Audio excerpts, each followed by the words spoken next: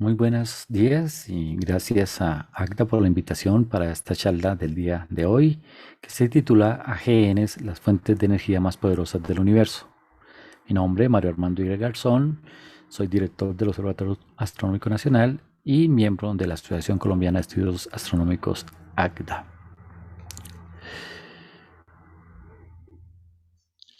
Este trabajo es un trabajo que realizamos un grupo de personas del Observatorio Astronómico Nacional que se han integrado bajo el nombre del grupo SAGAN. Y aquí está la lista de estudiantes y profesores que forman este grupo de investigación que aborda diferentes temas asociados a comprender estas máquinas tan poderosas de emisión de energía que conocemos como los AGNs o núcleos activos de galaxias. ¿Qué son los núcleos activos? Son estructuras complejas que se encuentran aproximadamente en el 10% de las galaxias en el universo y aunque no se pueden resolver visualmente con ningún telescopio situado en tierra o en el espacio por el momento, sí los componentes internos se pueden identificar a través de las emisiones que recibimos de ellos. Estas estructuras generan emisiones que tienen órdenes de magnitud de miles de millones de veces la luminosidad o la energía del Sol. Con base en estas observaciones podremos cuantificar qué forma tienen estas estructuras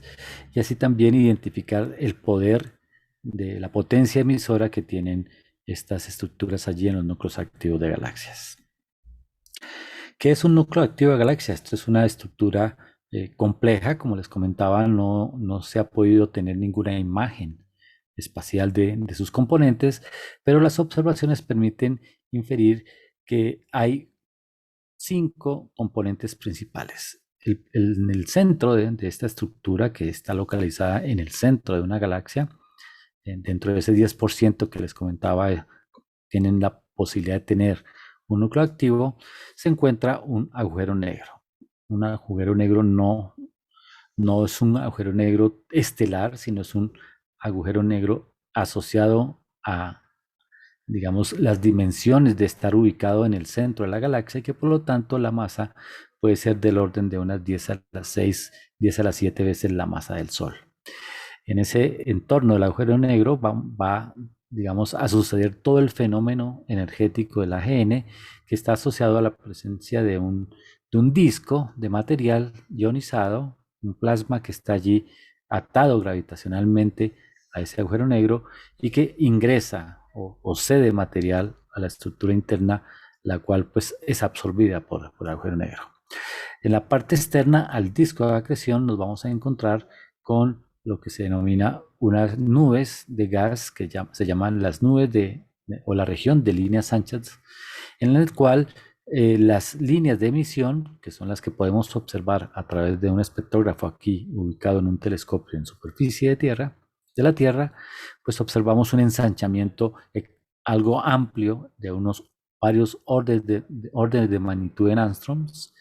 que implica que hay un proceso físico allí que está ensanchando las líneas y que vamos a ampliar un poquito más adelante. En la zona más externa, que sería la región de líneas anchas, tendríamos lo que se denomina la región de líneas delgadas. También la presencia de un material allí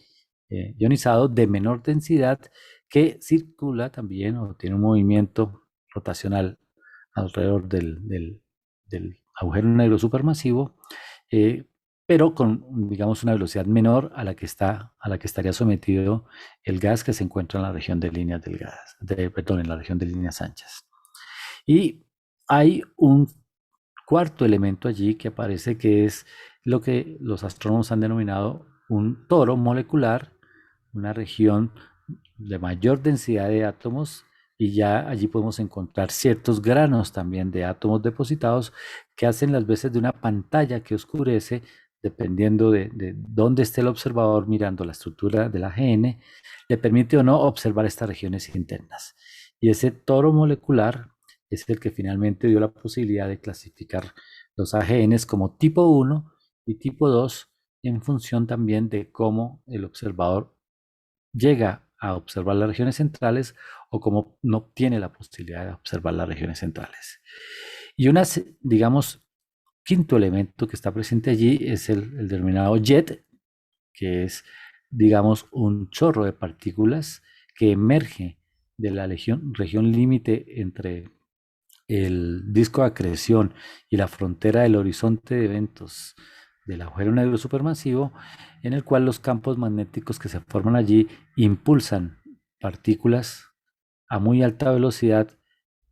partículas que forman un rayo colimado que puede alcanzar varios parsecs de distancia antes de ser detenidos en el medio galáctico de la galaxia huésped o por fuera de la galaxia. En ese sentido, entonces, hay núcleos activos que se denominan ruidosos porque la presencia del jet es el factor que permite que esos electrones, al ser acelerados por la línea de campo magnético, produzcan un espectro de emisión en longitudes de onda de radio y se sintonizan con antenas de radio. Pero no todos los núcleos activos poseen o tienen la presencia de este jet y entrarían digamos, a ser denominados núcleos activos radiosilenciosos, en los cuales esta componente del jet o del chorro de partículas no está presente. Y la literatura pues ha mostrado que diferentes trabajos a lo largo de muchos años, a lo largo de unos 60 años, han denominado los núcleos activos con diferentes nombres, pensando que inicialmente estos objetos eran estructuras diferentes en el universo. Hoy en día el modelo unificado que digamos los astrónomos entienden como la estructura única que compone los núcleos activos, pues permite, dependiendo de la orientación del observador, de la presencia o no del jet, clasificar o discriminar que todo ese zoológico de AGNs finalmente forman, digamos, encajan dentro de un único cuerpo con esas 5 componentes que les he mencionado. Vamos a ir explorando esas componentes, pero fundamentalmente vamos a mirar los órdenes de magnitud de la energía que finalmente emerge de ellos. En este, digamos, aproximación que vamos a ver en el video, vamos a aproximarnos a ver el agujero negro en M87. Si ustedes recuerdan, M87 ha sido la primera galaxia, digamos, en la cual los astrónomos desarrollaron un poderoso experimento de interferometría utilizando antenas de radio, fundamentalmente 8 antenas de radio, para poder tener la imagen de ese entorno del agujero negro supermasivo. Pero, digamos, la aproximación a la imagen del agujero negro supermasivo implica que con instrumentos que no tenían ese nivel de resolución que finalmente pudo obtenerse con el experimento, la colaboración del Event Horizon Telescope, que es ese interferómetro en radio, permitió también identificar las diferentes componentes de un núcleo activo. Entonces vamos a ver el video y vamos a ir reconociendo en diferentes rangos del espectro electromagnético cómo se va detectando las estructuras que de alguna manera coinciden o reflejan ese modelo unificado de los núcleos activos que les he presentado anteriormente.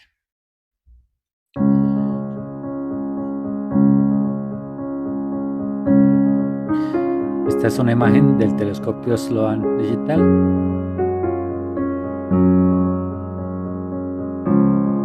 Y ahora pasa a la resolución del telescopio espacial, donde ya vemos la presencia del jet. Un jet que emerge desde esta región central y se esparce por todo el espacio, alcanzando tamaños o distancias del orden de varios miles de parsecs. Y en la medida en que vamos utilizando instrumentos en ondas de radio, vamos logrando entrar en la zona central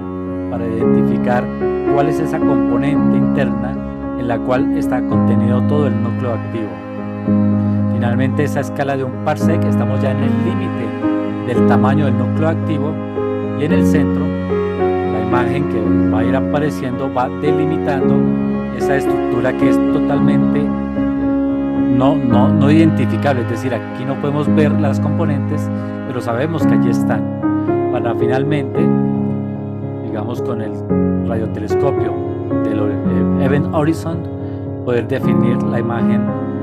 de eso que es el contenedor del agujero negro y cuyo círculo que vemos allí sería el tamaño de la órbita de Neptuno. Lo que podemos encontrar aquí en este video fundamentalmente es que el tamaño del horizonte de evento, lo que llamamos la sombra del agujero negro, que es fundamentalmente esta representación de la imagen, tiene una escala de tamaño que es casi el tamaño del sistema solar. Y lo que hace que el fenómeno energético que pueda estar, se pueda estar desarrollando en esa región sea de un muy alto poder, ya que la escala de tamaño, que a escala de la galaxia es muy pequeño, si lo comparamos con la escala de tamaño del sistema solar, pues resulta que el mismo, digamos, contenedor de lo que es el agujero negro supermasivo está alcanzando un diámetro que es equivalente a la órbita de Neptuno aquí en el sistema solar. Estas estructuras, volvemos a recalcar, entonces implican que yo debo encontrar unos mecanismos de emisión que caracterizan las diferentes estructuras que yo encuentro. Y por eso los astrónomos han finalmente definido el modelo. ¿Cuáles son sus componentes? Y lo definen porque tenemos observables, que son emisiones que caracterizan las diferentes regiones. En la figura a la izquierda, pues tenemos de nuevo la representación del núcleo activo, con sus componentes un poquito más explícitas aquí, el agujero negro, el disco de acreción, la región de líneas anchas, que estaría por acá en estas partículas que están acá, y más externamente lo que serían la región de líneas delgadas y el toro oscurecedor que estaría acá. Cada uno de estas componentes se va a caracterizar porque va a proveer un espectro de emisión que vamos a poder ver muy claramente aquí con los diferentes instrumentos instalados en tierra. Y en el lado derecho pues tenemos también de nuevo una representación indicando de esas componentes en qué orden de magnitud de distancia los vamos a encontrar. Entonces esta escala que va más o menos entre 0 y 25 parsecs mostraría las regiones internas, que digamos el agujero negro estaría en una escala de tamaño de una menor a una milésima de parsec, que es esa escala de tamaño que mirábamos en el caso de M87, del orden del disco de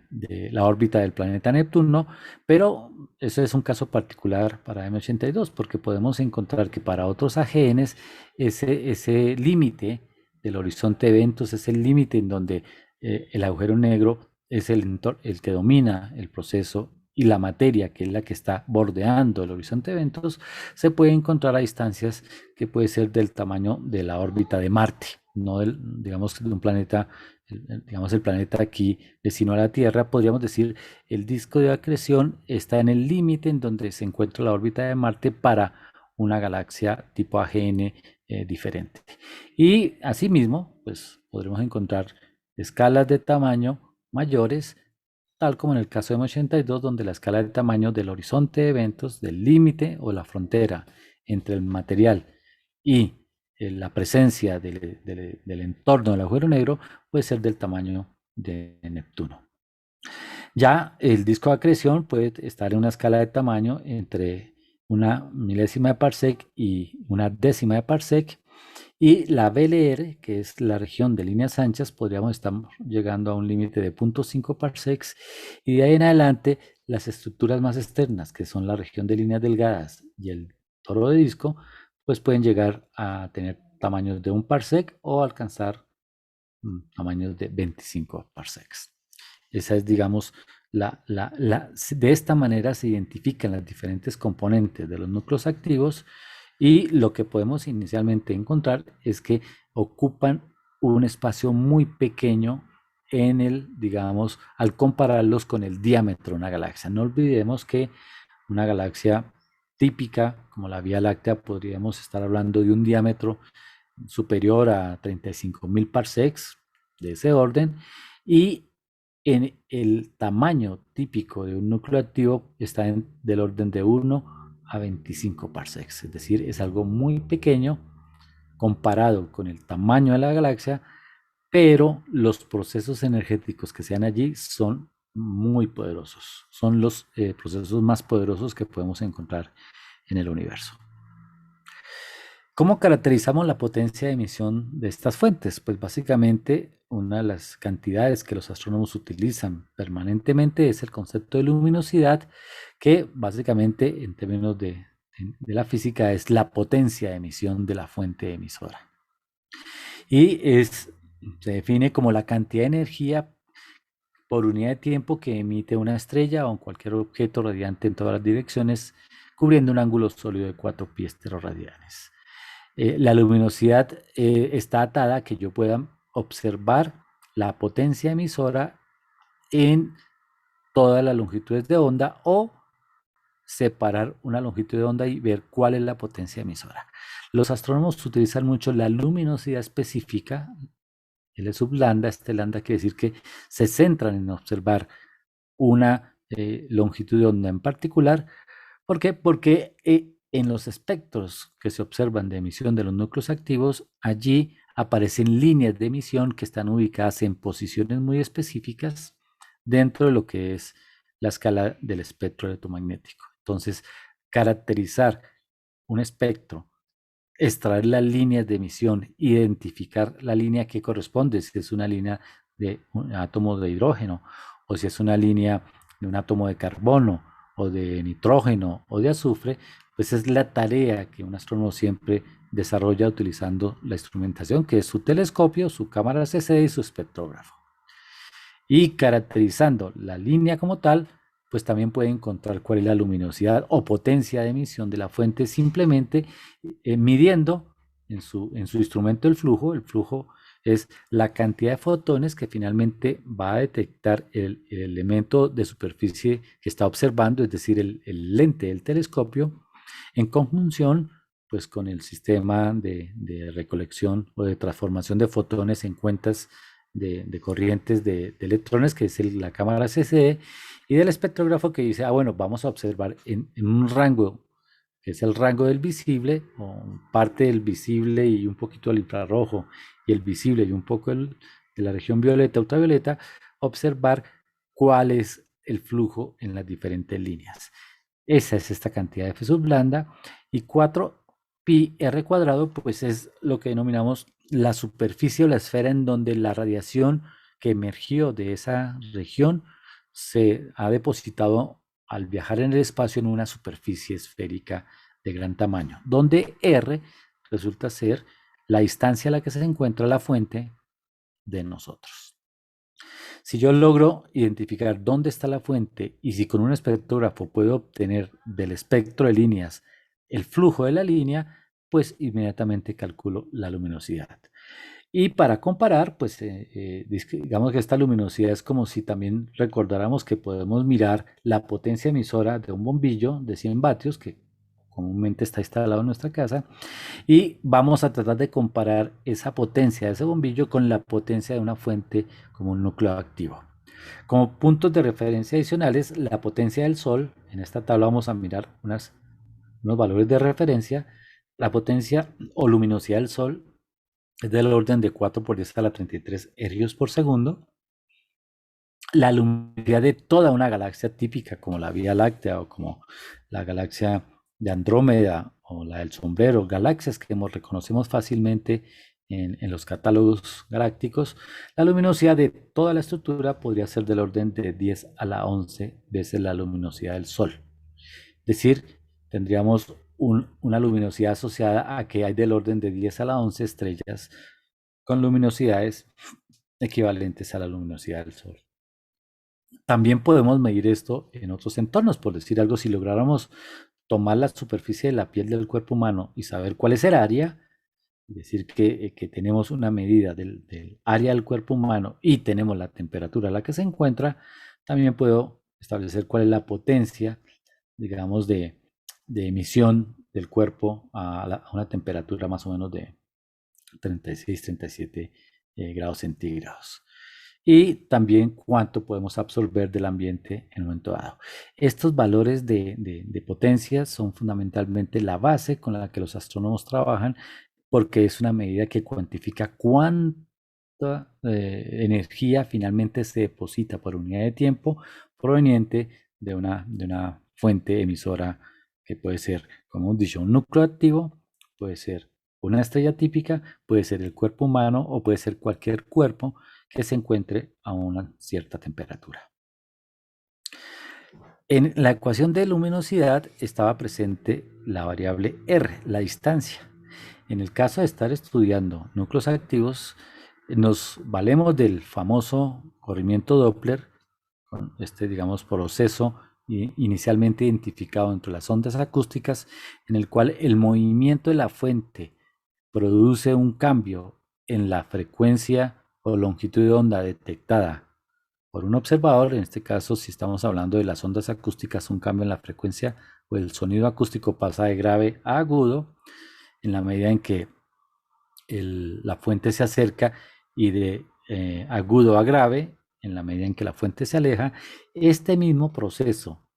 asociado a ondas acústicas también se encuentra, que aparece en las ondas electromagnéticas. Y ello es lo que ha caracterizado que los astrónomos determinen el corrimiento al rojo o corrimiento Doppler Z, que básicamente es entender cómo hay un cambio en la longitud de onda digamos, del espectro que se detecta en función de la velocidad de la fuente. Y la primera ecuación que está aquí es una aproximación para objetos que se encuentran en la vecindad de la Vía Láctea y que es válida en el sentido que podemos utilizar el valor de z como el ensanchamiento, digamos, cuánto se ha desplazado, perdón, cuánto se ha movido una longitud de onda con respecto a un patrón de referencia de laboratorio, que es básicamente el que en un laboratorio de física o de química tenemos nuestras lámparas, excitamos las lámparas, se generan las líneas de emisión, digamos, calibro mi instrumentación para identificar en qué posición o en qué longitud de onda están esas líneas de emisión. Pues esa me dan el patrón de referencia en reposo, las líneas donde ocuparían su posición en el espectro de referencia en reposo aquí en la Tierra. Cuando veo un objeto y el objeto se está moviendo, se está alejando de nosotros, la posición de estas líneas se desplaza, si digamos la fuente se va alejando de nosotros, hacia longitudes de onda del rojo. Y este delta lambda es comparar cuál es la longitud de onda en mi patrón de referencia de laboratorio comparado con el que yo observo en un espectro tomado por un instrumento, que normalizo con respecto al valor de referencia lambda sub 0, que es el valor en laboratorio, y eso es del orden de la velocidad sobre c, siendo v la velocidad de la fuente emisora, c la velocidad de la luz. Encontrado el valor de z, si tengo la ley de Hubble, que está escrita en esta segunda ecuación, pues puedo encontrar dónde está la distancia de esa fuente. Y esa distancia, pues básicamente hace las veces de ese R que aparecía en la ecuación de luminosidad. Entonces, la ecuación de luminosidad, si puedo medir el corrimiento Doppler de mi fuente, que en este caso es una galaxia que se encuentra distante de nosotros, de la Vía Láctea, y que va a producir un corrimiento del espectro de emisión, ese corrimiento nos permite identificar Z, y con Z identificar la distancia o calcular la distancia en parsecs de la fuente, siempre y cuando estemos en el universo local. En la medida en que nos vamos yendo más profundo en la escala de distancia, tendremos que utilizar algunas correcciones relativistas para, digamos, encontrar la distancia a la que se encuentra esa fuente, que es básicamente nuestros núcleos activos, nuestros cuasares más distantes. En esta diapositiva, pues resalto el hecho de este corrimiento. Digamos, el objeto que estamos mirando aquí es la galaxia Seyfert, que es una AGN, la AIRAS 19348-0619.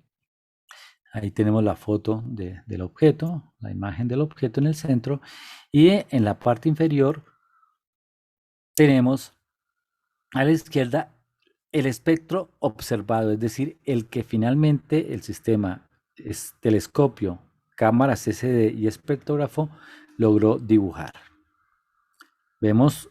que ese espectro es plano, es una de las particularidades fundamentales que, digamos, nos permite decir esto no es una estrella, esto no es un conjunto de estrellas, sino que esto es un objeto diferente, que en este caso es un núcleo activo, y en la cual pues aparecen las líneas de emisión. Pero fundamentalmente donde está el cursor rojo, nos estamos encontrando con la línea H alfa. Es una transición del átomo de hidrógeno en el visible que se sucede entre los niveles electrónicos 3 y 2 del átomo de hidrógeno.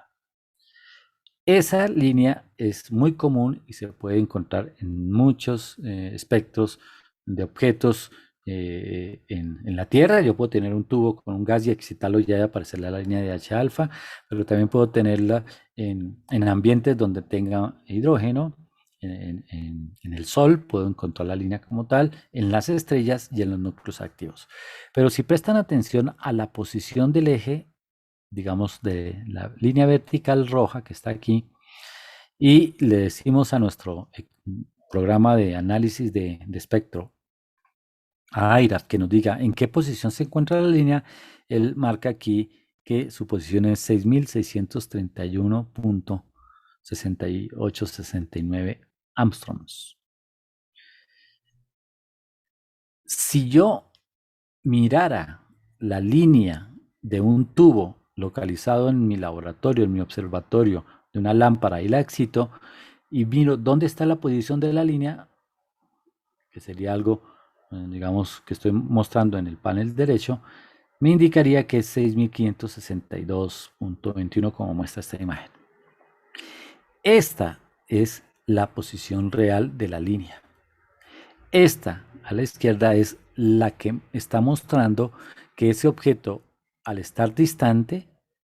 y al estar separándose de la Vía Láctea, produjo un corrimiento de la línea hacia longitudes de onda más largas. Se desplazó de 6.563 aproximadamente a 6.631, casi el orden de unos 100 Armstrongs. Cuando uno obtiene los espectros en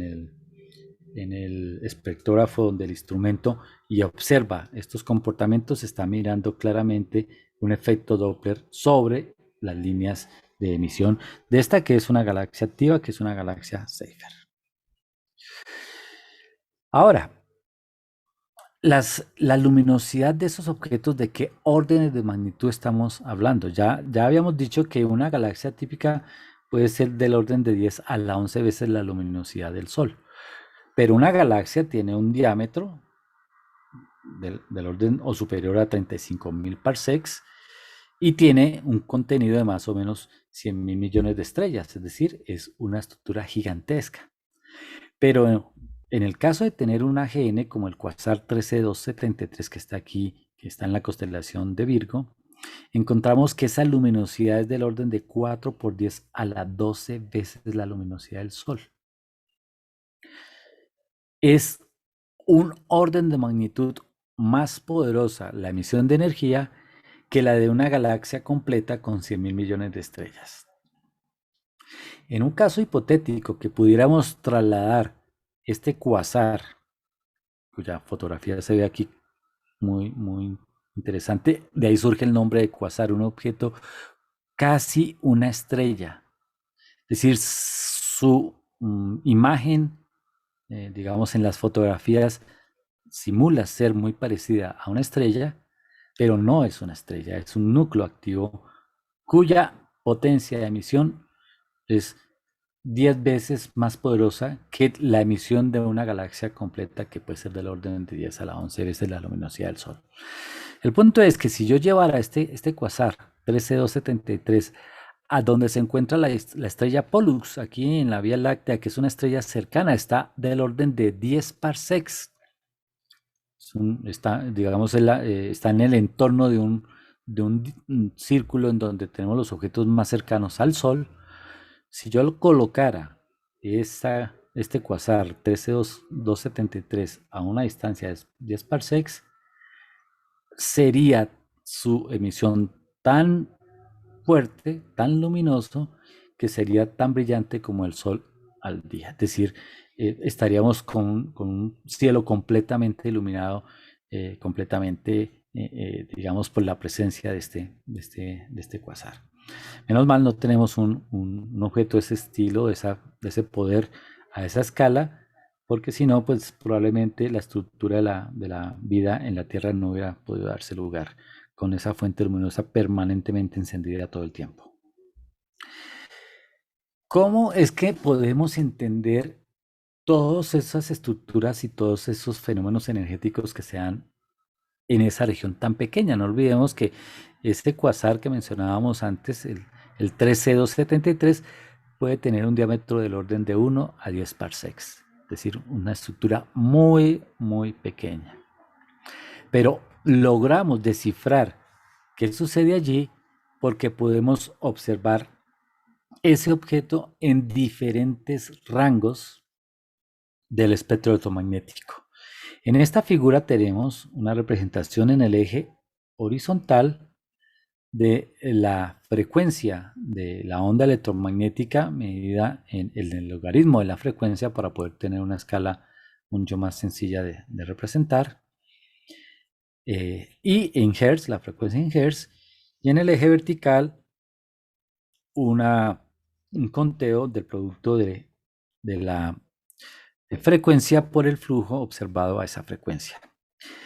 en una escala, digamos, normalizada. Lo importante allí es que tanto si estamos mirando el eje de frecuencia, el eje horizontal abajo, o el eje de longitudes de onda que está en la parte superior, vamos a encontrar que estos AGNs emiten en casi todos los rangos del espectro electromagnético. Si miramos la componente de radio, entonces aquellos AGNs que tienen la presencia de un jet, que los catalogamos como núcleos activos radioruidosos, pues tendrá una luminosidad asociada, como comentaba, a electrones que son acelerados por campos magnéticos en esas estructuras filamentales que finalmente producen un espectro de emisión en radio que tiene, digamos, órdenes de magnitud muy altos. Y por eso, en un principio, cuando se detectaron los primeros cuasares, se detectaron fue en análisis de radioondas con grandes antenas, radiotelescopios que fueron los primeros que lo detectaron, y después empezaron a buscarse ya sus componentes visuales y se obtuvieron sus imágenes visuales como tal. Pero también en los AGNs tenemos la presencia de otras componentes que empiezan a ser, digamos, importantes. Si miramos esta componente a trazos roja, que está acá, es la componente emisora asociada al toro, a esa estructura de granos que hace, digamos, que podamos en un momento dado clasificar los genes como tipo 1 o tipo 2, tipo 1 aquellos en los que podemos de alguna manera observar las regiones internas, el disco de acreción y la región de líneas anchas, y cuando digo observamos no es que las veamos, es que podemos verla, extraer o reconocer que hay una radiación proveniente de esas zonas. No olviden que ningún telescopio por el momento ha logrado resolver la estructura interna de ese AGN. Lo máximo que nos hemos aproximado son con, digamos, radiotelescopios que de alguna manera bordean la escala de tamaño o dan un perfil de la escala de tamaño de esa estructura sin identificar componentes. Pero el toro propuesto existe porque encontramos que en el espectro de emisión hay una componente muy intensa que, digamos, se centra en lo que es básicamente el infrarrojo medio y el infrarrojo cercano. Aquí estamos alrededor de 3 micrómetros. El infrarrojo lejano llega hasta 100 micrómetros. El infrarrojo medio está al orden de 10 micrómetros y el infrarrojo cercano alrededor de 1 micrómetro. Y cuando se observa la emisión con con telescopios especialmente diseñados para observar en ondas, digamos, del infrarrojo, se encuentra que hay una potencia emisora muy alta. De hecho, es mucho más alta que lo que es la componente de radio proveniente del jet. En ese sentido, cuando se observa la componente de alta potencia en el infrarrojo, nos está indicando que hay una región de granos, de granos que fundamentalmente están constituidos por carbono y por oxígeno que están emitiendo. Y más adelante mostraré cuál es la causa de emisión de estos granos, que está directamente asociada a la potencia de emisión proveniente del disco de acreción, que a la vez está atado a el tamaño del agujero negro supermasivo que está allí. Pero si seguimos mirando, digamos, el espectro, que se llama el diagrama espectral de energía, nos encontramos que ahora viene una componente que entra en el visible óptico, y el óptico es el visible, y el ultravioleta, dominada por esta componente azul, que básicamente es la componente asociada al disco de acreción. Es esa radiación en el óptico y en el ultravioleta es aquella que de alguna manera se está generando en el disco de acreción y que, digamos, tiene un factor de potencia muy alto. Y esto los astrónomos lo reconocen porque cuando toman el espectro de un núcleo activo y lo van moviendo hacia la región del violeta, ultravioleta, la intensidad del continuo es mucho mayor, es más alta, asimismo las líneas que allí aparecen. Y esto es lo que se llama un abultamiento en el azul violeta, que es representa fundamentalmente los fenómenos que se están dando en el disco de acreción. Y el otro abultamiento que habíamos mencionado es el abultamiento en el infrarrojo, que muestra que hay una región de polvo, de grados de polvo, que también tiene un máximo de emisión que está presente, y uno y el otro dependen fundamentalmente de la dinámica interna del núcleo activo. Ya aparecen, cuando miramos longitudes de onda mucho más cortas y entramos a la región de los rayos X, que también tenemos componentes de emisión de los rayos X, que son de la corona y el disco de acreción, que se superponen finalmente a todo el espectro de emisión. Hay un pequeño gap aquí en el ultravioleta que, digamos, por condiciones de desarrollo instrumental no podemos observar, y es un hueco, digamos así, en todo el espectro electromagnético, en el cual pues no tenemos observables para comparar. Muy bien, para poder entender quién genera toda esa potencia que hemos visto en el diagrama espectral de energía, todos estos bultos en el infrarrojo, digamos la emisión en el disco de acreción, que tiene ese abultamiento en las regiones del azul y el violeta, y la presencia de rayos X supermasivos, de rayos X duros, indica que el elemento dominante, la estructura que está haciendo el factor o que da la posibilidad de que toda esta energía sea generada, es la presencia de un agujero negro supermasivo. Y en el siguiente video vamos a mirar cómo diferentes tipos de agujeros supermasivos pueden darse. Algunos son resultados teóricos, otros ya pasan a ser resultados que contrastan con las observaciones, y finalmente esa estructura es el que tiene el poder de generar toda esa energía que finalmente podemos detectar. Ojo con vamos a prestar atención al video. El video lo que hace es, si una estructura tiene el tamaño de un agujero negro, ¿cómo la podríamos comparar con escalas de tamaño de objetos conocidos? Hasta finalmente encontrar que hay agujeros negros supermasivos de gran tamaño que finalmente sí pueden existir en algunas regiones del universo. Veamos el video.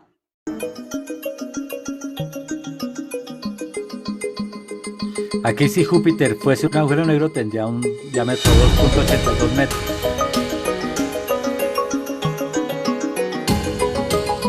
Si el Sol fuese un agujero negro, un radio, de 2.9 kilómetros. Otras estrellas.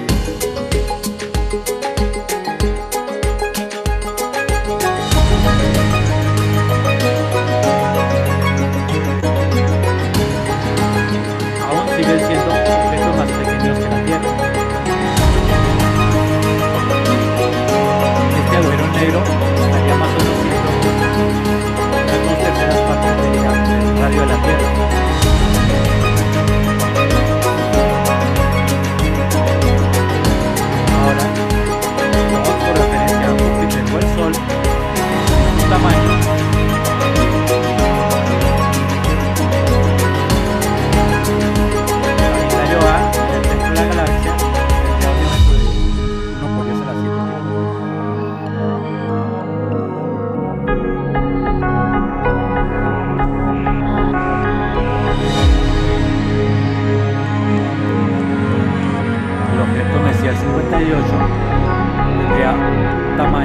radio de 1,3 unidades astronómicas. Sería el tamaño de la órbita de la Tierra. La galaxia Andrómeda, si fuese un agujero negro, tendría un radio de 4,5 unidades astronómicas.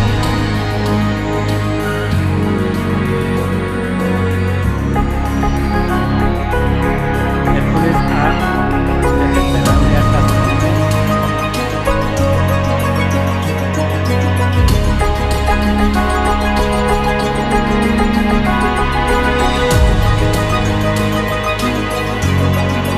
Este objeto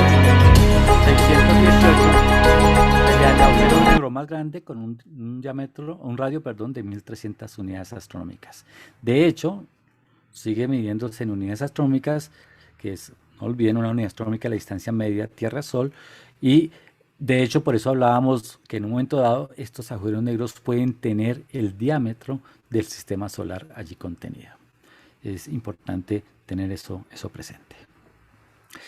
Pero siguiendo alrededor del agujero negro supermasivo, vamos a mirar algunas propiedades que tiene él. En primer lugar, esa figura que ven al lado izquierdo, recordando aquellas series televisivas de Plaza Sésamo, el monstruo come galletas, es un ejemplo muy interesante de lo que está sucediendo en el entorno del material que está tratando de ingresar a la región del límite de Schwarzschild, es decir, el horizonte de eventos donde lo que ya ingresa allí no podrá volver a salir, entra en el dominio del agujero negro supermasivo. ¿Y qué pasa? El símil es equivalente. El monstruo come paletas, ustedes recuerdan en la serie, digamos, más es lo que desperdicia en galletas que lo que él come. Casi que el 80% de las galletas salen disparadas por fuera y solo un 10% es lo que él come.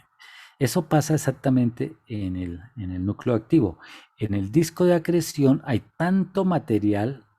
que este material fue originado fundamentalmente por la actividad estelar previa a la formación del núcleo activo, que fue depositando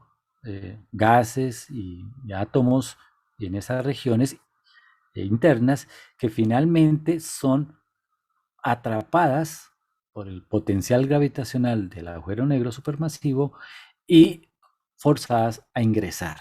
a ser absorbidas. Pero no todas pueden entrar al mismo tiempo, sino que entran en un plasma, digamos, están atadas a un plasma turbulento en el cual una muy pequeña cantidad logra entrar y pasar el horizonte de eventos y la otra está atrapada allí en un remolino de caída. Y en ese remolino finalmente es el que se produce los procesos energéticos que dan como lugar o dan lugar a una potencia de emisión que contamos entre 10 a la 11, 10 a la 12, 10 a la 13 veces la potencia de emisión del Sol. Los astrónomos construyen ecuaciones muy sencillas, no son ecuaciones que tengan un trasfondo teórico muy complejo, sino que están basadas en la física básica de la mecánica y de los potenciales gravitacionales, en las cuales la masa del agujero central se puede encontrar siempre y cuando yo identifique dos componentes. Una, pues que estoy trabajando un modelo newtoniano en el cual esta constante G es la constante gravitacional, y en segundo, y una aproximación virial al problema. Y en segundo lugar, que en esa aproximación virial aparecen dos cantidades. Una es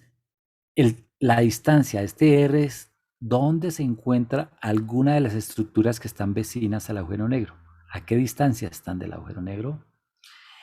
Y dos, ¿con qué velocidad se mueve ese gas en torno al agujero negro? Si yo con mis instrumentos puedo medir la velocidad del gas, y de hecho la puedo medir porque allí mismo también puedo utilizar el corrimiento Doppler para ver en qué medida una línea que debería ser delgada y fina pasa a ser una línea gruesa, muy ancha. Ese ensanchamiento de la línea de emisión está directamente asociado a la velocidad con que el gas se mueve. Porque en dirección al observador parte del gas se aleja del observador y otra componente del gas se acerca. Y como resultado final es que hay un corrimiento Doppler que mueve la línea un poco hacia el lado derecho, pero también otra componente, la que se acerca, que lo mueve al lado izquierdo. El efecto resultante es que ese perfil de línea delgada deja de ser delgada y pasa a ser una línea ensanchada. Eso lo podemos medir y con base en ellos también establecer la velocidad con que se está moviendo el gas allí, con una de las ecuaciones que mostré anteriormente. Y R, que es un poco más complicada, es dónde se encuentra esa región con respecto al agujero negro supermasivo. Para calcular R, los astrónomos utilizan un análisis de señales en las cuales miden cuál es, digamos, el tiempo que tarda la radiación en moverse desde el disco de acreción hasta llegar a esa región que llamamos la región de líneas anchas, porque este cálculo se hace tomando como objeto de referencia la región de líneas anchas y utilizan una metodología que se llama la metodología de los tiempos de reverberación, que simplemente es digamos, es una herramienta, digamos, matemática que permite comparar dos, digamos, señales en el tiempo y ver en qué medida esas señales están desfasadas. Una señal es la que proviene directamente del disco de acreción, la otra señal es la de las líneas que se producen en la región de líneas anchas. Al comparar, haciendo observaciones día a día de esas curvas de luz a lo largo de meses, el análisis, digamos, de Fourier permite identificar que hay un desfase entre las dos y ese desfase básicamente es el tiempo que tardó la señal en propagarse desde el disco de acreción, desde esta zona hasta esta zona. Y como sabemos que la radiación se propaga a la velocidad de la luz y conocemos ese tiempo que tardó en moverse, que son del orden de días luz, estamos hablando del orden de alrededor de 10 días luz, podemos entonces calcular dónde se encuentra de hecho, la posición está del orden de 10 días luz, si queremos darle como una idea concreta. El tiempo medido por los procesos, digamos, de reverberación, junto con la velocidad de la luz, me permite calcular la distancia a la que se encuentra y ese es el valor de R aquí. Esta ecuación tiene un factor de calibración que es el factor virial, que por el momento no introduzco, pero lo que importante aquí es que el análisis de los observables de muchos núcleos activos ha permitido más o menos estimar que la masa de ese agujero negro, si podemos tener información de las dos componentes, es decir, de la velocidad del gas y de las líneas, eso quiere decir que estamos observando una galaxia tipo Seyfert 1, es decir, el observador sigan el movimiento de mi flecha, ve esa estructura interna, entonces puede medir esas dos componentes, y eso es lo que llamamos una galaxia tipo 1 o Seyfert 1, y no es el observador que estaría mirando en esta dirección, lo coloco aquí en el movimiento del cursor, porque básicamente esta zona toroidal taparía la región de líneas anchas y no podría verlo. Entonces, para objetos tipo 1 en el cual pueda tener los observables, es decir, la velocidad del gas y por tiempo de reverberación la posición de la región de líneas anchas, las estimativos indican que la masa de ese agujero negro es del orden de 10 a la 5 masas solares si la potencia emisora registrada, digamos, no olviden que hemos dicho que en el visible y en el ultravioleta, cuando el telescopio observa la región, encuentra que la potencia de emisión es del orden de 10 a la 44 ergios por segundo, es un objeto muy poderoso, es decir, 10 a la 12 veces más poderosa que la potencia de emisión del Sol. Entonces, si el objeto tiene una luminosidad de 10 a la 44 veces la luminosidad 10 a la 44 ergios por segundo, es decir, 10 a la 12 veces la luminosidad del Sol, este factor vale 1, L44 vale 1 y la masa es del orden de 10 a la 5 masas solares. Y ese es un límite de referencia importante porque las masas de los núcleos activos se están moviendo en valores entre 10 a la 10 a la 5, 10 a la 4, 10 a la 5, 10 a la 6, 10 a la 7 masas solares. Tomando como referencia que la masa del Sol es 1,99 o del orden de 2 por 10 a la 33 gramos. Pero la pregunta que podría surgir es, bueno, obtenemos un objeto tipo 1, que lo podemos observar en esta dirección, pero ¿cómo hacemos para la situación en que el AGN y la línea de visión hacia la Tierra apunta hacia la región del Toro y no podemos ver las regiones internas? En ese sentido también, pues, hay una relación construida por Tremaine et al. En el 2002 que nos dice, bueno, para este otro caso, si usted puede observar por varios periodos de tiempo las estrellas que estén vecinas a esta región, estrellas por aquí en estas zonas distantes, escalas de tamaño mayores a 10 parsecs, a 20 parsecs, si usted puede observar estrellas y puede seguir su movimiento durante un periodo de tiempo, una ecuación de calibración le dice que esa velocidad de dispersión estelar, normalizada por un valor de referencia que es de 200 kilómetros por segundo, que es un valor estadístico para diferentes tipos de galaxias, le permite más o menos estimar que la masa del agujero negro para ese objeto, digamos, derivada del movimiento estelar, es del orden de 10 a la 8 masas solares, que está más o menos dentro del mismo orden, 10 a la 5, 10 a la 6, 10 a la 7 veces la luminosidad del Sol, trabajada para las galaxias tipo 1. Y es siguiendo una aproximación del movimiento estelar que hemos escuchado cómo se pudo determinar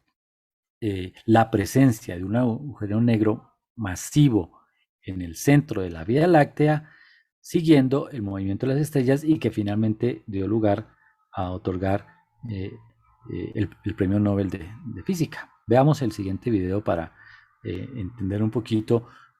cómo en la dirección de Sagitario, que estamos mirando hacia el centro de la Vía Láctea, con instrumentos que podían resolver las estrellas ubicadas en las regiones más centrales, finalmente permitió obtener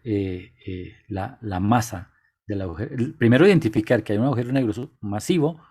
puede ser masivo y supermasivo. Lo que pasa es que no tenemos allí un AGN. Ese es un punto interesante. En la galaxia de la Vía Láctea hay un agujero que es muy masivo, supermasivo, démosle el nombre también, pero no tenemos la presencia de los otros componentes, es decir, el disco de acreción, región de líneas anchas, por lo tanto no hay un AGN activo allí, aunque sí tenemos la presencia de un agujero negro supermasivo. Veamos el video para comprender un poquito qué es lo que se hizo con estas observaciones hacia Sagitario A.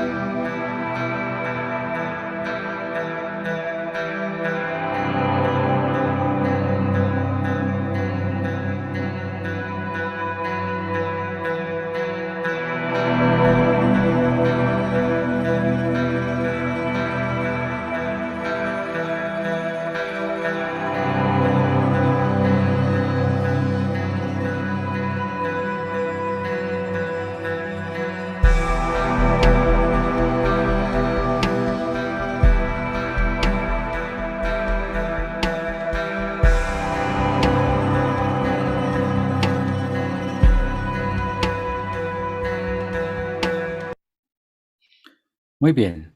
esas son herramientas, digamos, de astrometría, es decir, de poder mirar con alta precisión el movimiento de estrellas en la vecindad del centro galáctico, que permiten en un momento identificar que allí hay la presencia de un objeto, y ya por leyes de la mecánica básica celeste, pues identificar cuál es la masa del agujero negro. En la siguiente, digamos, representación tenemos lo que es también digamos, teorías que explican qué sucedería si tenemos un agujero negro, como el caso aquí de Cygnus X1, que es otro agujero negro estelar que ha sido muy estudiado, en el cual los modelos tratan de identificar qué pasa si ese agujero negro es estacionario, es decir, no rota, está estático allí, o si es un agujero negro rotante. En cualquiera, en las dos posibilidades, solamente el espectro de emisión indicaría cuál es digamos, elemento dominante. La forma del disco, digamos, del disco de acreción, el tamaño del disco de acreción es diferente si yo tengo un agujero negro no rotante versus a un no rotante, en el cual el disco de acreción se aproxima mucho más cerca, o perdón, el horizonte de evento se hace mucho más cercano digamos, al lugar donde está el agujero negro supermasivo. Y ya mirando una galaxia como NGC 1277, que es parte de lo que hemos mencionado en esta presentación, tenemos entonces que el agujero negro tiene una escala de tamaño tan amplia que el horizonte de evento es del orden de 10 a la 8 veces más grande que el horizonte de eventos de signos X1. Y que, de nuevo, todo esto es el agujero negro. Aquí en el centro estamos marcando lo que es en ese puntico muy débil, la órbita de la Tierra, y en este círculo azul, de nuevo, la órbita de Neptuno. Y bueno, a 4 días luz se encontraría entonces el límite del horizonte de eventos del agujero negro. Estas estructuras son impresionantemente grandes, es decir, saltan de manera muy apreciable las escalas de tamaño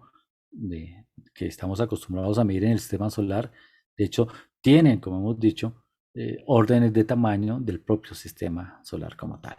Pero lo que contienen allí básicamente son una estructura muy compleja que se denomina pues un agujero negro y que es uno de los problemas fundamentales de la física, entender porque es, digamos, el origen se predice en el sentido de que es empaquetar la materia de tal manera que ocupe un tamaño muy pequeño dependiendo de la masa inicial del objeto,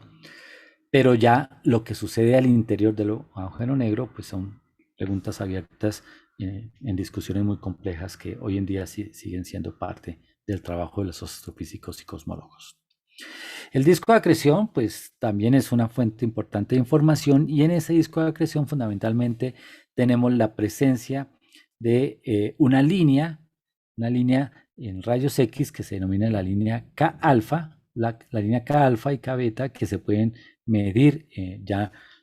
con instrumentos que no están mirando en el infrarrojo, no están mirando en el visible, sino que se están moviendo a mirar las emisiones en rayos X y esa transición K-alfa que va, digamos, desde este nivel 3 a este nivel 2,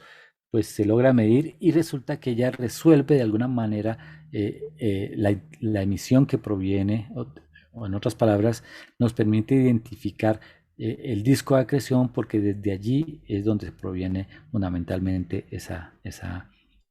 línea alfa. Pero por lo demás, el disco de acreción pues se compone también del ultravioleta. Aquí en este diagrama tenemos que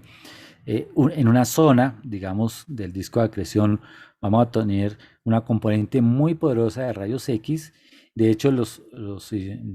telescopios en rayos X hoy en día cada vez tienen mejor capacidad de observación de la emisión en este rango del espectro electromagnético y antes que solamente podíamos ver rayos X suaves,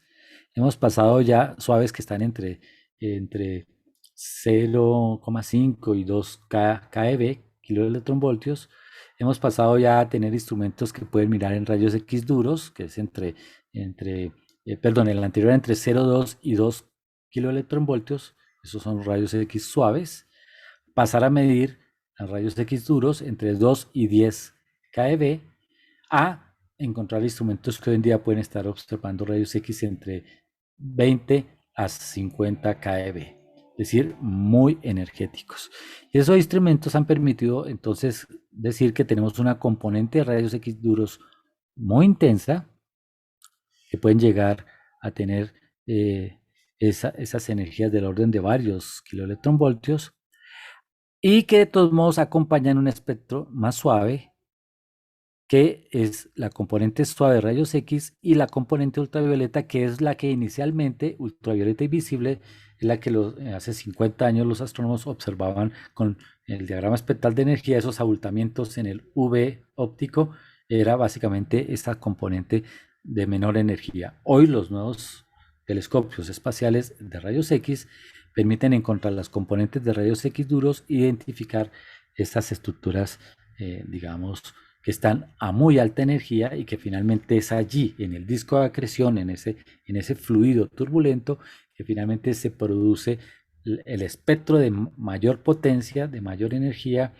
del núcleo activo, que finalmente va a interactuar con otras regiones. Mirando en el diagrama aquí del lado derecho, este es digamos, la parte más interna del disco de acreción, la más caliente, que vamos llegando finalmente a encontrar el disco de acreción, digamos, en donde tenemos la componente óptica del visible, hasta encontrar la región siguiente, que es la del toro, y esta región del toro va a ser la receptora inicial de todo este campo de radiación energético, y por eso se va a calentar. Y de ahí que en el diagrama espectral de energía tengamos el abultamiento en la emisión en el rojo, en el infrarrojo, que es derivada de la interacción de toda esta radiación que proviene, y va a encontrar una región de polvo, fundamentalmente de granos de carbono, de oxígeno, digamos, configurando estructuras granulares que están depositadas allí en la región toroidal. De la región de líneas anchas ya hemos mencionado, pero en este diagrama lo que quería resaltar es que básicamente podemos comparar una galaxia tipo 1, que es la que está en color azul, una galaxia tipo 2 que está en color rojo, y lo que el astrónomo inmediatamente encuentra es que el espectro es equivalente, está corregido por, digamos, corrimiento Doppler, en el sentido de entender que si la galaxia está muy distante, pues hay que hacer un ajuste de Doppler como para correr el espectro y colocarlo tal como si estuviéramos midiendo el espectro en laboratorio. Estos dos espectros ya están calibrados, pero una particularidad que se observa es que las líneas, especialmente de recombinación del hidrógeno, H-alfa, que aquí está superpuesta con las líneas de nitrógeno, entonces esto hay un problema para el astrónomo, digamos, descomponer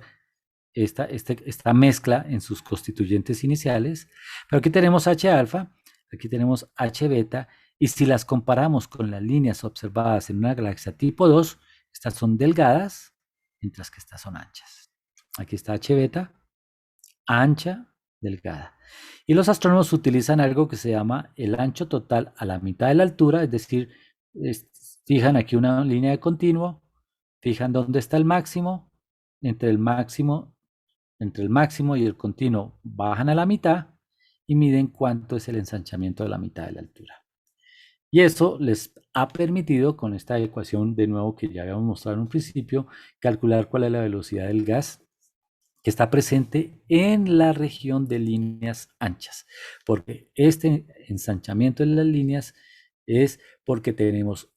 átomos allí en esa zona. No es el plasma del disco de acreción, el disco de acreción es una región totalmente ionizada, mientras que en la región de líneas anchas podemos encontrar átomos, pero digamos con algunos estados de ionización, pero son átomos con estructura, y encontramos hidrógeno. Y dentro del hidrógeno encontramos esas transiciones que son transiciones en el visible, que permiten en un momento dado medir el ancho total a la mitad de la altura. La velocidad con que finalmente, al medir el ancho total a la mitad de la altura y ver cuál es el valor de velocidad que le corresponde al gas que está allí depositado, nos da el orden de 10 a la 4 kilómetros por segundo, que es un valor impresionante. Si tomamos por referencia que la velocidad de un avión 777 puede ser del orden de 900 o 960 kilómetros por hora, que es del orden de 250 metros por segundo, cuando está en su vuelo más alto, en el vuelo, digamos, en el cual ya ha alcanzado la altura de viaje, esa velocidad, al compararla con la velocidad del gas que se encuentra en la región de líneas anchas, resulta que es un factor del orden de 40 veces. En otras palabras, el gas se mueve 40 veces más rápido que la velocidad de uno de los aviones, digamos, más rápidos que se mueven sobre la atmósfera terrestre. Y un dato adicional, la densidad de partículas que se encuentra allí es del orden de 10 a la 9 partículas por centímetro cúbico. Este es un valor apreciable, pero es un valor muy bajo. Si lo comparamos con la densidad por centímetro cúbico de átomos que podemos encontrar aquí en la atmósfera terrestre, que es del orden de magnitud del número de Avogadro, del orden de 10 a la 23. En esa región de líneas anchas, la densidad es del orden de 10 a la 9 partículas por centímetro cúbico. Las líneas del gas es una zona más externa. Digamos que aquí en este diagrama de nuevo tenemos el agujero negro, el disco de acreción, y en la medida en que nos vamos alejando vamos a encontrar, digamos, la región de líneas anchas por aquí en esta zona, y exteriormente a ella la región de líneas del gas con rangos de velocidades que aquí colocan también del orden de 400 kilómetros por segundo. Hay material que se está desplazando también con velocidad del orden de 450 kilómetros por segundo. Y en la región más externa, velocidad del orden de 150 kilómetros por segundo. Estimadas de la misma manera, de medir el ensanchamiento de esas líneas que se observan en las galaxias tipo Cepheid-2 y que con un buen espectrómetro se ve a la mitad de la altura cuál es el ensanchamiento, eso sí, mucho menor que el ensanchamiento observado en la región de líneas anchas. El radio de esta región puede estar entre 1 y 50 parsecs, y este es el límite en el cual ya algunos telescopios en Tierra pueden observar esa zona en galaxias cercanas. Es decir, para un conjunto de AGN cercanos, los telescopios en Tierra, porque el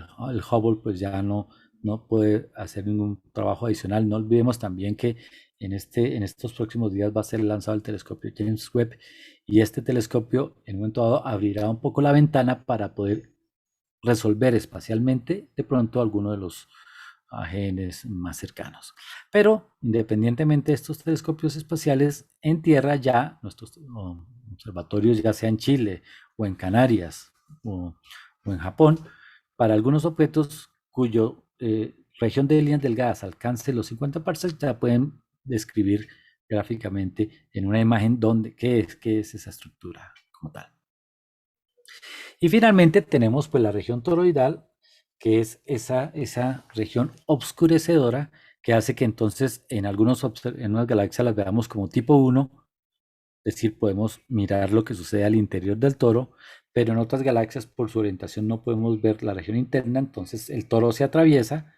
En ese caso decimos que tenemos una visión face on, es decir, de borde edge on, o sea, el borde del toro va en dirección a nuestra visual, no podemos ver el interior, mientras que si está en orientación face on, de cara, de frente a nosotros, la región interna, sí podemos ver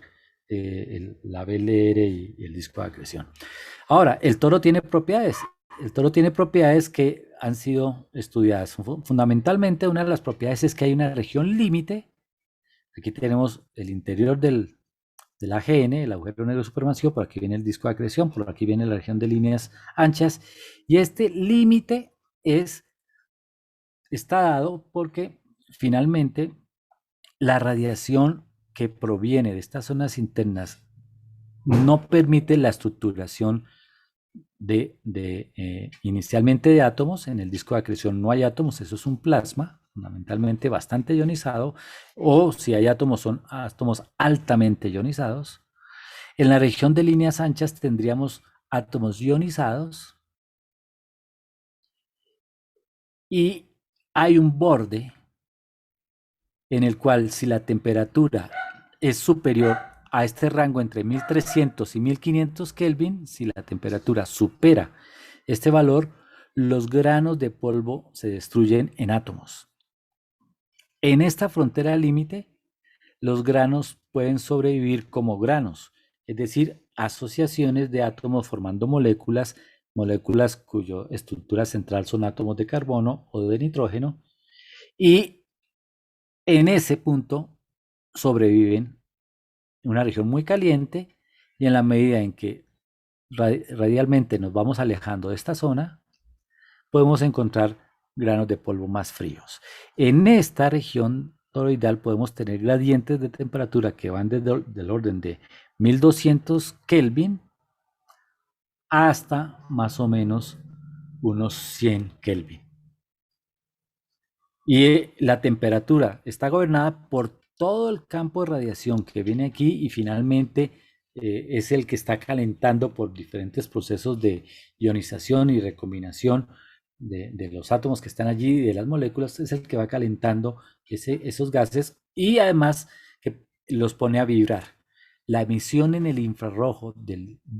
toro de polvo fundamentalmente está asociada a que la radiación que proviene de estas digamos, regiones internas, golpea los granos y al golpearlos internamente, las estructuras de enlace de esas moléculas empiezan a oscilar y este movimiento oscilante produce una emisión en el infrarrojo que finalmente se puede medir con instrumentos que tengan detectores en el infrarrojo. Y de ahí es donde han aparecido unos trabajos muy interesantes con los denominados hidrocarburos aromáticos policíclicos, que son estructuras muy estables, que una vez formadas difícilmente se rompe, pero que interactúan al ser golpeadas por un campo de radiación en el ultravioleta muy intenso. No olviden que en el disco de acreción los rayos X duros están por acá, los rayos X suaves están por acá, pero aquí ya viene la región del, del ultravioleta y el óptico, y ese ultravioleta al golpear los granos de carbono, las estructuras aromáticas de carbono, las pone a vibrar y esa vibración produce líneas de emisión muy reconocidas en el espectro electromagnético que son del orden de 3.3 micrómetros, 6.2 micrómetros, 7, 7, 8, 6, 11, 3 micrómetros que se detectan con telescopios como el telescopio espacial Spitzer. Muy bien. Y finalmente, en aquellas galaxias que tenemos la presencia de campos magnéticos intensos, entonces la presencia de jets, que esta era de nuevo la imagen, perdón, de M87, antes les hablaba de M82, perdón, es M87, y que es un jet, un chorro de partículas muy grande, que puede alcanzar distancias como la que estamos mencionando aquí, perdón, la distancia, el núcleo activo o la galaxia M87 está a 15 millones de parsecs y la longitud del jet puede ser del orden de 2000 parsecs. Es de todos modos una estructura gigantesca allí colocada. Y estos jets pueden estar colimados en un momento dado o también presentar ciertos grados de turbulencia, que al final esa turbulencia es la que va a hacer que esta estructura se desdoble completamente y no podamos identificar un comportamiento lineal en el movimiento de las partículas. Y hay trabajos muy interesantes alrededor de estudiar estos lóbulos, que finalmente es donde estos electrones se detienen al interactuar con el medio interestelar. Es una componente que en algunos núcleos activos se estudia, en otros pues no aparece y por lo tanto no está presente. Muy bien. Finalmente, entonces, el chorro de partículas es un chorro que básicamente son partículas que tienen movimientos, digamos, síncrotrón acelerados por los campos magnéticos y esa cascada finalmente produce una serie de desintegraciones del gas que se encuentra en su entorno, produciendo, digamos, la aparición de partículas como las partículas pi o electrones o positrones que finalmente son los que están contenidos en ese jet y que en el extremo final del jet finalmente son las que iluminan esas zonas de gas de los lóbulos que se encuentran allí presentes. Hay trabajos exclusivos a estudiar el chorro de partículas y entender un poquito la dinámica. El problema fundamental de entender el jet es por qué los AGNs tienen, veámoslo acá, la presencia de campos magnéticos que, digamos, aceleran y direccionan el movimiento de estas partículas, pero ¿por qué otros AGNs no lo tienen? Esa es una pregunta abierta en proceso todavía de investigación profunda. Los núcleos activos de galaxias, finalmente las componentes del toro, la componente del disco de acreción, la región de líneas anchas, la región de líneas delgadas, finalmente son importantes, pero hay el gran objeto que es el que finalmente genera todos estos procesos energéticos y es la presencia de un agujero negro supermasivo. Ese es el motor de todo el proceso. Y en este último video que voy a presentar es un video muy interesante en donde un trabajo de investigación extrapola qué pasará con la evolución del universo. Fíjense el tamaño de tiempo que estamos midiendo acá. 317 billones de trillones de trillones de trillones de años hacia el futuro. En lo que las teorías, digamos, cosmológicas predicen será la era de los agujeros negros. En esa era de los agujeros negros, ellos serán los cuerpos dominantes en el universo. Las galaxias poco estarán, se han desintegrado, no tendremos estrellas, no tendremos planetas, o serán, digamos, estructuras frías, completamente desconectadas. Lo que va a ser el dominio es y desconectadas y desintegradas, es decir, son partículas, un polvo que se va a encontrar, digamos, rodeando o ocupando los lugares del universo, y los objetos activos más dominantes van a ser los agujeros negros, y eso lo han denominado la era de los agujeros negros, de los cuales pues los AGNs, digamos, la fuente energética resulta ser un agujero negro. En este video, dos puntos por resaltar. Lo primero es que los agujeros negros van a estar danzando entre sí unos con otros, y ellos van a producir un efecto que, si lo pudiéramos medir, van a ser las ondas gravitacionales que finalmente podrían tener un impacto en que fuesen, digamos, tambores en el universo. Son ondas que en un momento dado podrían oscilar, tal como ponemos a oscilar una membrana en un tambor, y el universo se inundaría de esas ondas gravitacionales producidas por la interacción rotante de agujeros negros supermasivas. Y finalmente, una etapa en la que el agujero negro se tendrá que desintegrar, y esa desintegración indicará una explosión final del agujero negro. Y después de todo este recorrido en billones de trillones de trillones de trillones de años, un observador del universo miraría que los agujeros negros explotan tal como si fuesen una noche de pirotecnia, de luces, de pólvora y luces en un espectáculo de noche. Con eso finalizo la conferencia. Vamos a ver el video y, bueno, vamos al final dar unas conclusiones.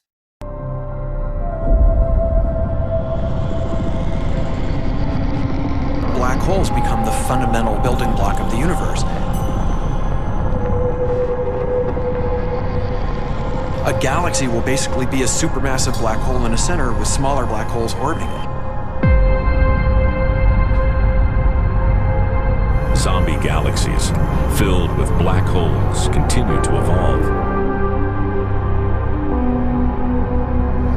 They'll eat each other and they'll get bigger, and maybe they'll fall into the supermassive black hole and it'll get bigger. The universe will still be an exciting, dynamic place. It's just that the timescales you're talking about are now trillions of years instead of thousands or millions of years.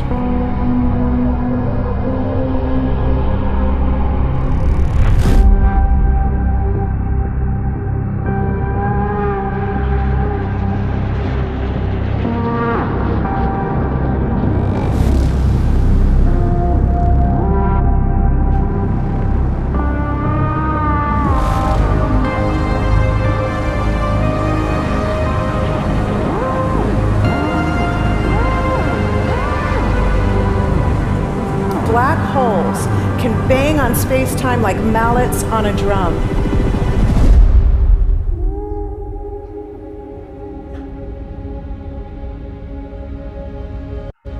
And they have a very characteristic song.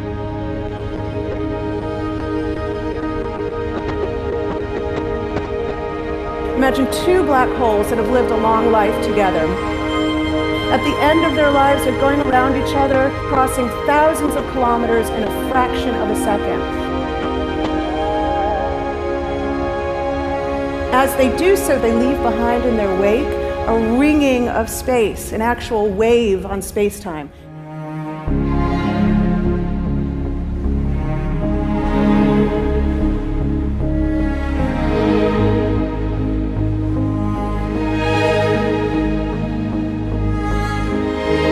Space squeezes and stretches as it emanates out from these black holes banging on the universe.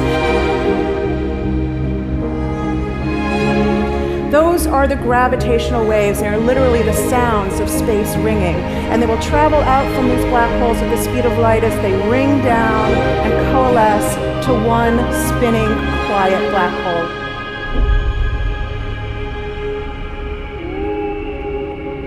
If you were standing near enough, your ear would resonate with the squeezing and stretching of space. You would literally hear the sound.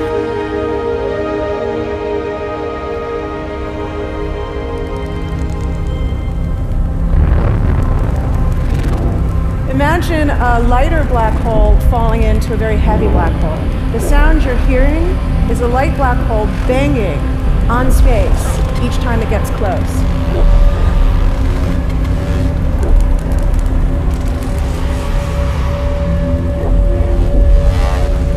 As it falls in, it gets faster and it gets louder.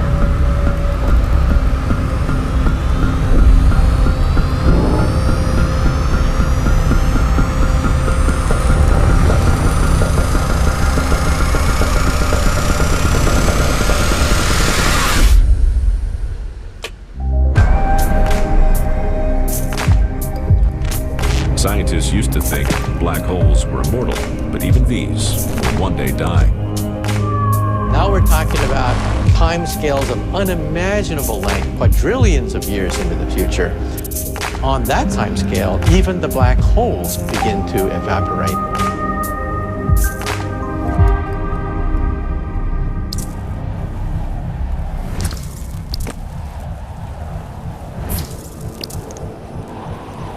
According to quantum mechanics, space is filled with virtual particles, antiparticles, that are constantly materializing in pairs, separating,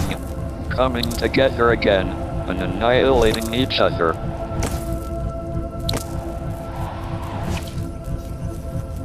In the presence of a black hole,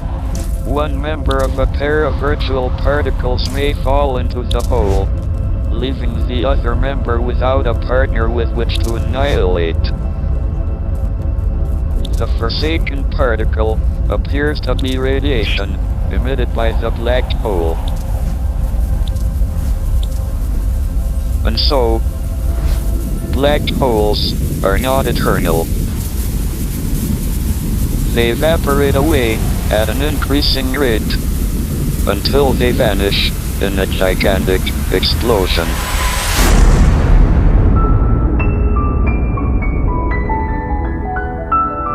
Quantum mechanics has allowed particles and radiation to escape from the ultimate prison, a black hole.